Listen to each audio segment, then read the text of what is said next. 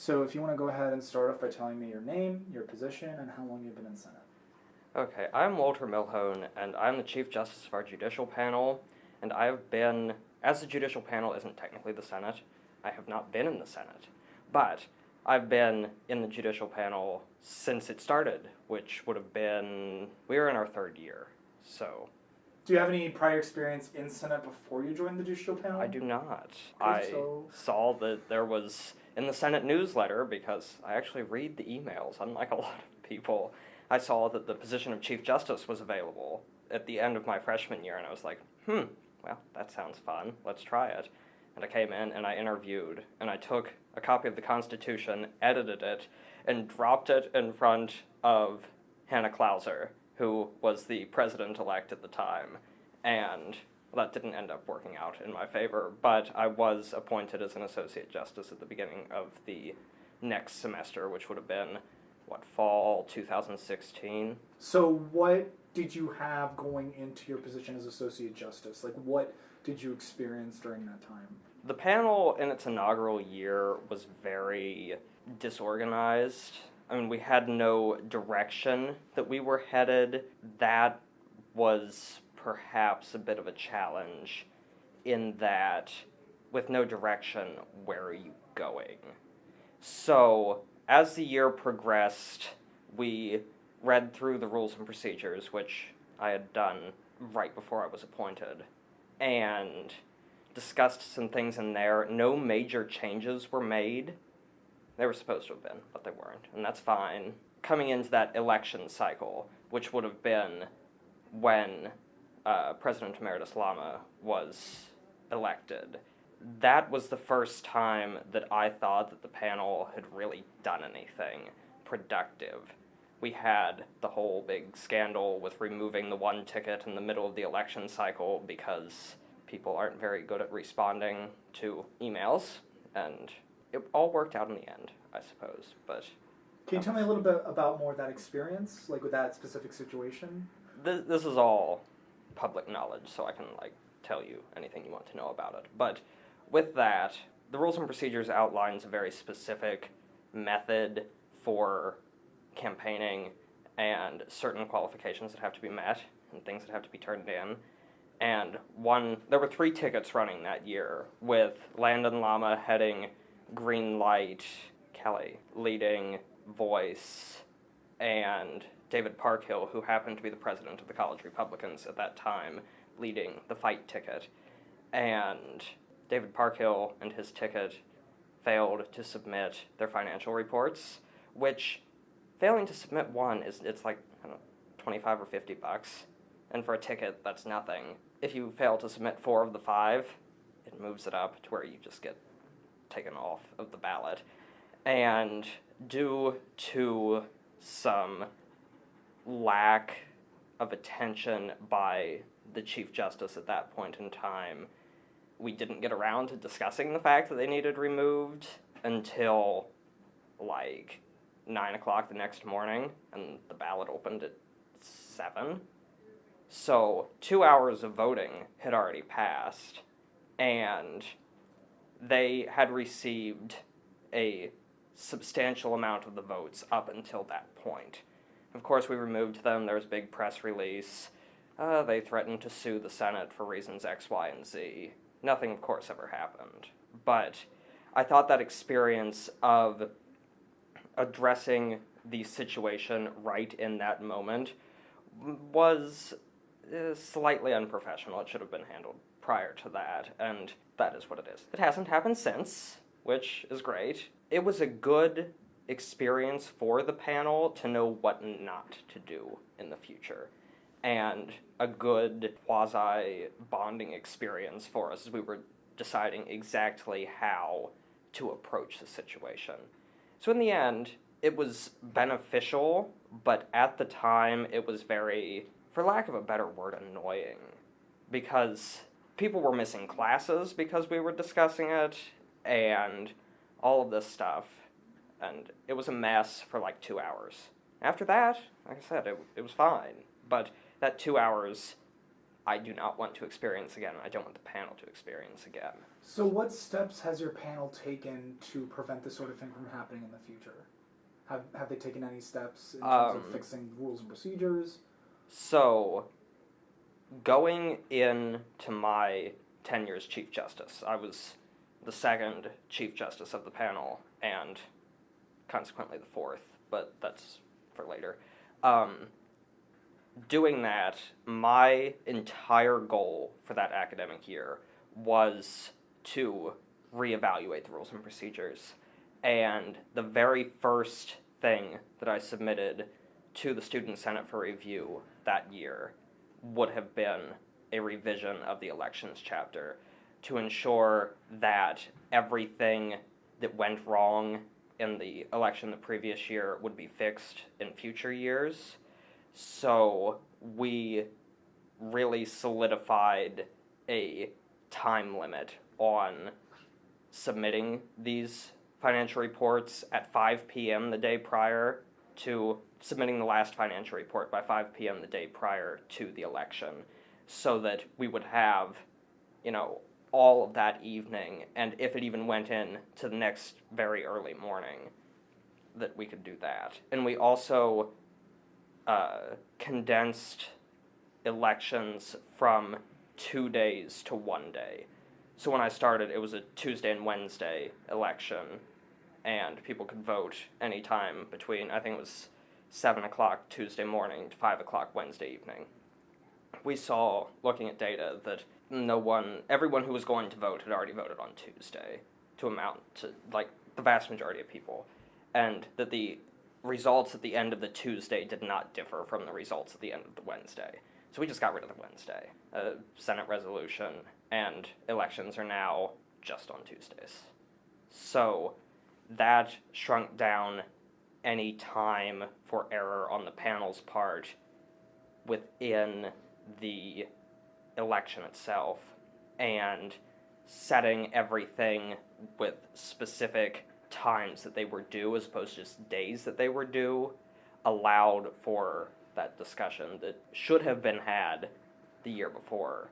And while since then we haven't experienced what most would consider a real election, because last year there was only one set of people that ran, and while we still conducted it as an election, it was more of a, hey, these people are running, you need to vote for them.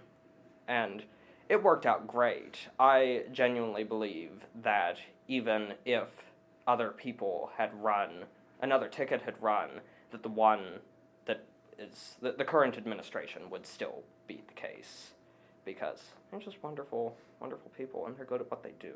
Do you think that the incident with voice may have translated into the turnout for the current previous election? Fight was the one that was removed. But I believe that could have had something to do with it. I also think that as a whole, this is something that the previous administration worked on, and something that the current administration are working on, or is working on, that the Senate is, for all intents and purposes, kind of closed off, or perceived as being closed off. It isn't actually. Obviously, take me, for example. I did not know anyone on the Senate. I had never interacted with anyone. I had no idea you had blue books. I had never been in this office. And I saw in the newsletter, and I was like, well, let's try it. And here I am. So I just think that perception is part of the issue. And we are making an effort to change that. We have reevaluated our marketing strategy for the elections and sending out campus-wide emails around the time that things are due will hopefully help to garner more interest. And I know that the current administration has asked about setting up times where they can just be available for people to meet with them and discuss what the Senate does and how to get involved with the Senate.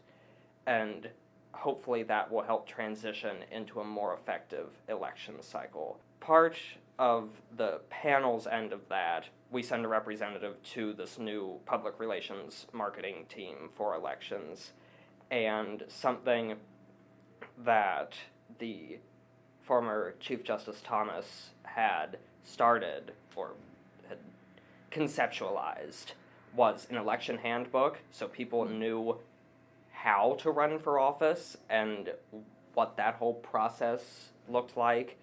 So that is going to be released in late January, early February, which leaves time for elections, or for people to apply. I believe the deadline this year is the 28th of February, is when applications for candidacy close. Don't quote me on that. But I think that is right around that time. So they will have at least the whole month of February to read through that election book. And granted, it'll be a page or two. It's not like a book. It's a pamphlet. But, and if they have any questions, they can reach out to the panel, they can reach out to the Senate. We'll have information sessions, as we have in past years, where the panel will be there and they can come and ask specific questions about procedures involving the elections. And with the meetings that the current executive officers are setting up, they can talk with them about the other side of it, what it's like to run. Because no one on the judicial panel has ever run for a Senate position. We are all purely members of the panel. So in years past, we've had, I lied, our assistant clerk of court was an intern, but in years past, we've had former vice commissioners and former interns and senators apply for and get positions. And the first Chief Justice had worked with the Student Senate, worked with the Graduate Student Senate. He did a lot of stuff. So we had that perspective for those meetings with potential candidates then, and now we do not. So I'm very glad that the executive officers have decided to go through and offer their time to support people's inquiries about what it's like to run for the position. Awesome. So I would actually like to talk about your transition into Chief Justice and your time as Chief Justice, like responsibilities, expectations, like just your experience with that transition. Which one? Both times. You could talk about the transition to, you could talk about both times, So the first time, which would have been, I was initially appointed as Chief Justice at the end of spring semester 2017. That sounds right. And then I started my tenure as that particular portion of my tenure as Chief Justice that fall, officially, holding meetings and whatnot. That transition, I thought, was significantly easier than the second one, because that one, the process had been set up. I mean, I ran unopposed for the position, because the rest of the panel was the people who thought they would run for Chief Justice eventually had graduated, or were in the process of graduating at that point, and all of the other panel members had decided they were not going to apply for the Chief Justice position. So that was pretty straightforward. I spent that summer in consultation with our graduate assistant for the Senate, so Todd, and talking about how things were going to go at that point, how the process of my end goal of completely redoing the rules and procedures was going to be achieved. And that summer I spent my time outside of that going through and noting all of the things that needed changed within the rules and procedures that were obvious enough that I, as a member, or as someone who had never served on the Senate, knew was wrong with it. So that transition was pretty straightforward. I started the new year with 3 or 4 veteran members of the panel, and the rest were brand new.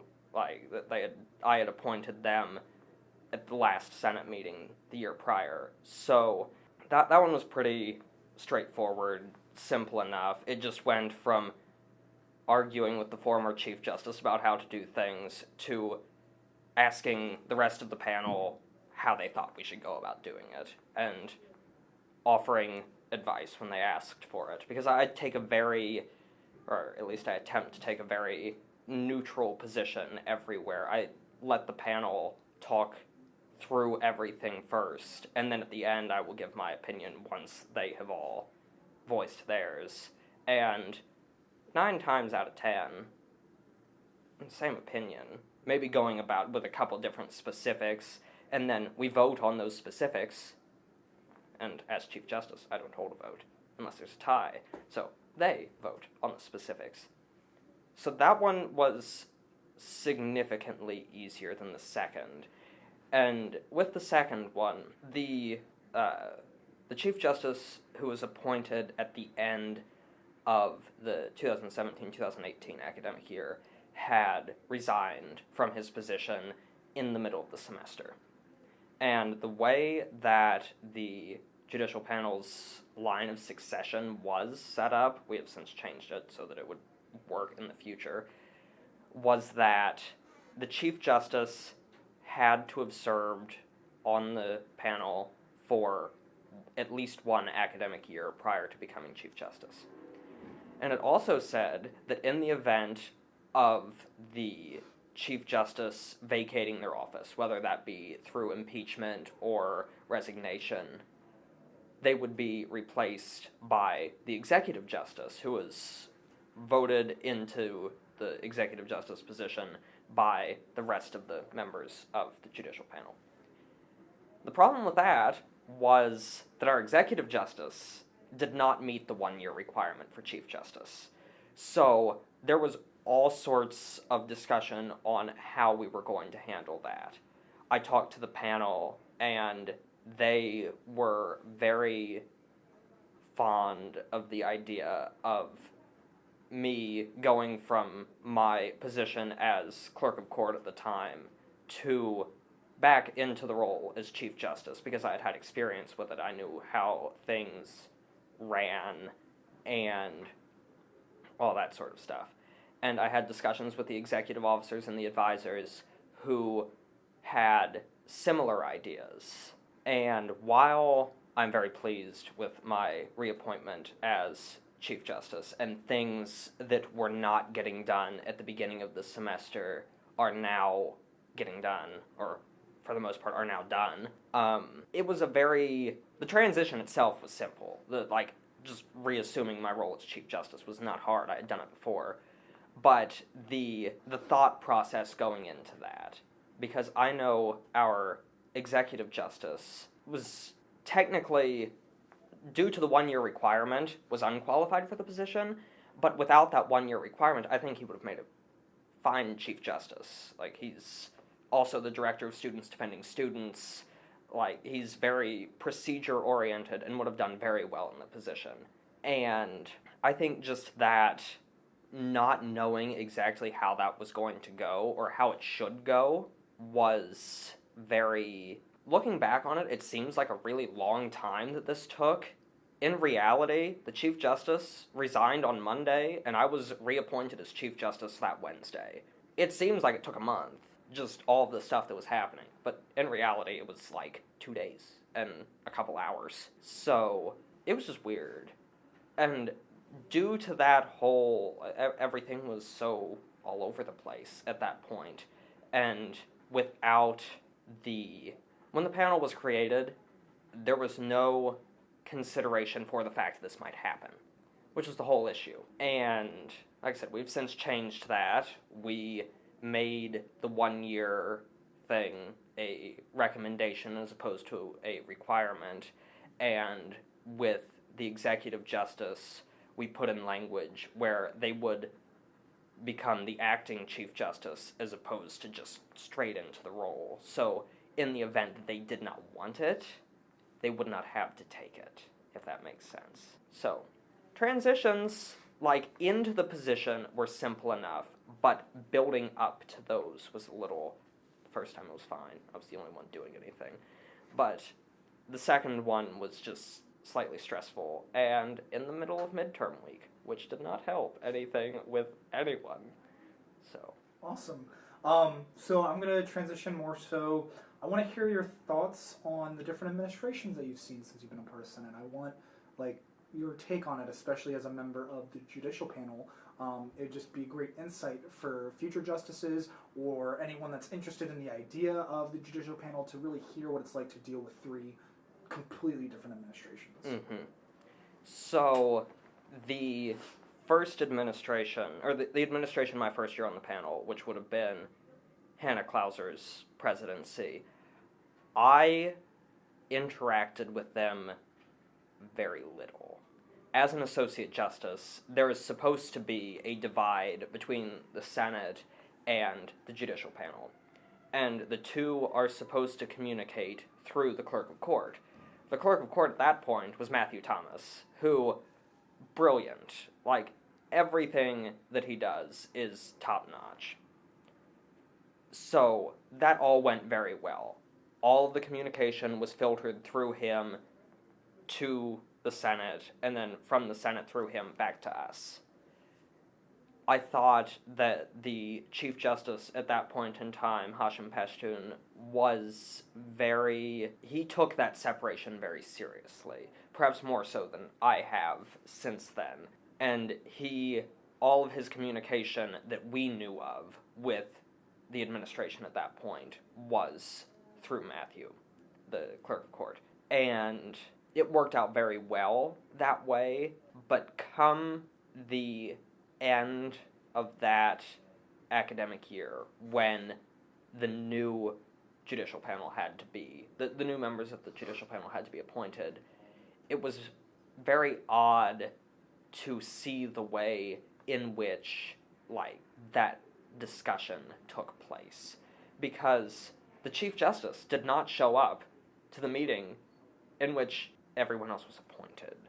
So, by that point, for all intents and purposes, before being appointed, I had already taken over the duties of that office, because towards the end of the year, Hashim just kind of stopped. I mean, there wasn't much to do after elections, and it was just odd to see that lack of former communication.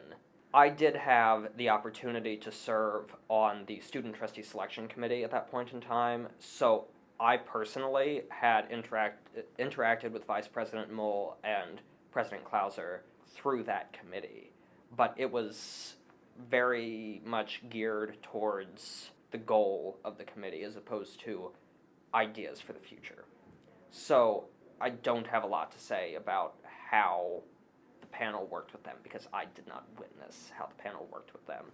Going into the next year, which would have been Landon Lama's presidency, and with my being Chief Justice, I did interact with President Emeritus Lama rather frequently for technicalities on stuff that the clerk of court was unsure about, or if the administration at the time needed something done in a very timely manner, they would contact me directly and ask if I would put it through to the panel at that point. That only happened a couple times, but I thought that the interactions from the panel's perspective with President Lama's administration were very different between the two semesters.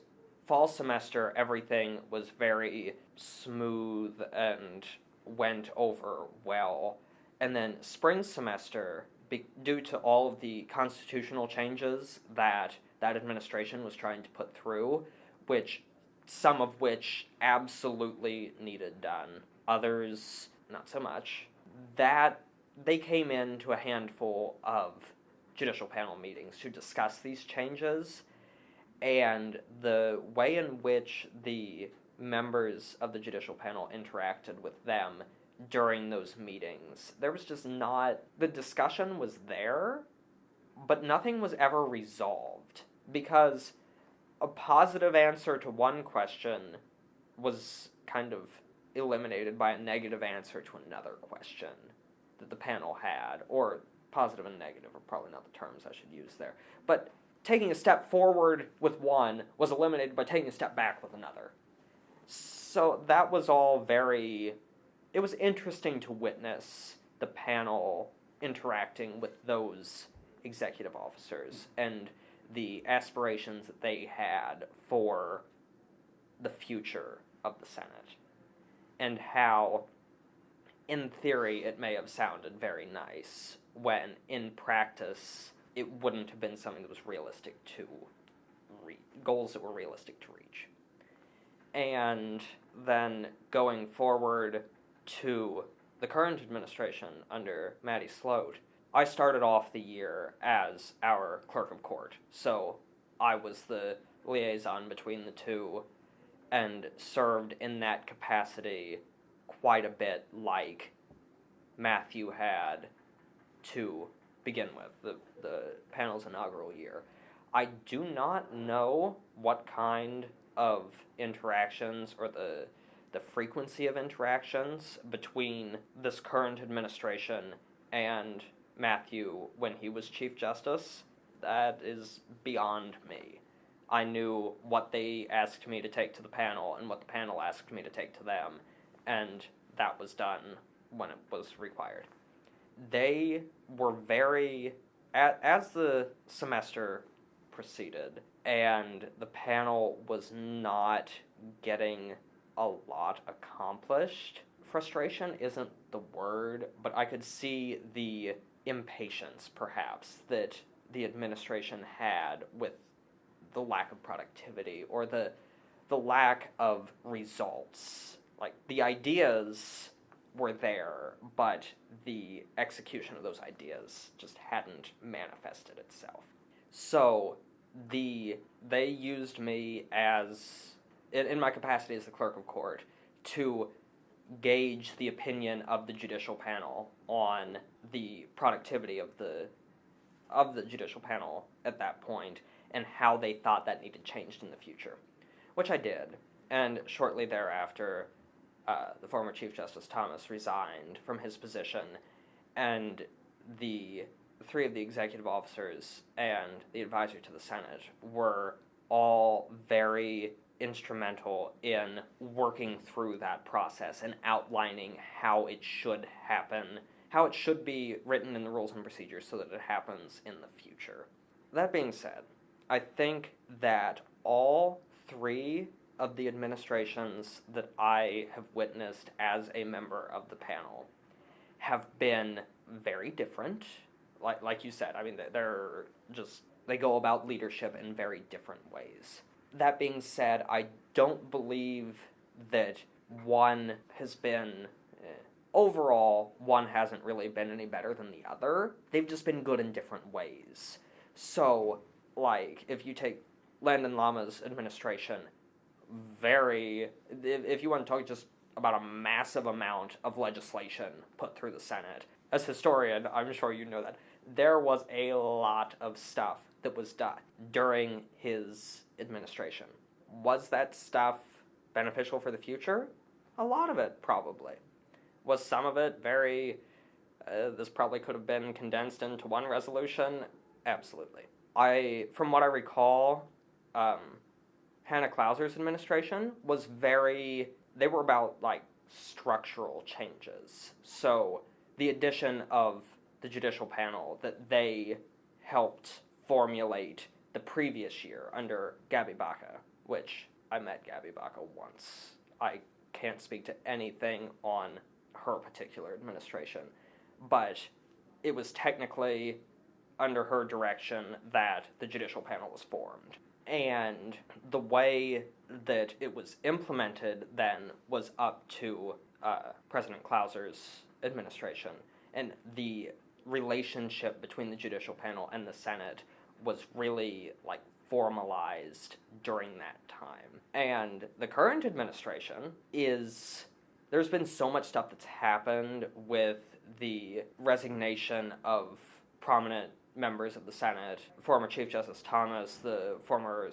Commissioner Ayers, there's been a lot of change internally within the Senate and the members thereof. I think that the current administration is handling that fabulously. This, from the panel's perspective, the Student Senate is running like a very well-oiled machine at this point in time. And I know there have been, like, little points during that people have thought, this is just not working at all, things are falling apart. But through it, President Sloat and the rest of this year's Senate have persevered, and everyone involved, the judicial panel of the Senate, are all working to maintain that equilibrium, and I believe to better the relationship with the student body. I know that there have been bills considered to increase the frequency of interactions with the Board of Trustees. And I think it was towards the very end of last year, there could have even been at the last meeting, the resolution to better the relationship with the student trustees so that there would be, the Senate could talk to the student trustees, or would be required to talk to the student trustees, so that the student trustees would know the opinions of the student body, because the Student Senate is a representative group. It should serve to voice the opinions of the rest of the students.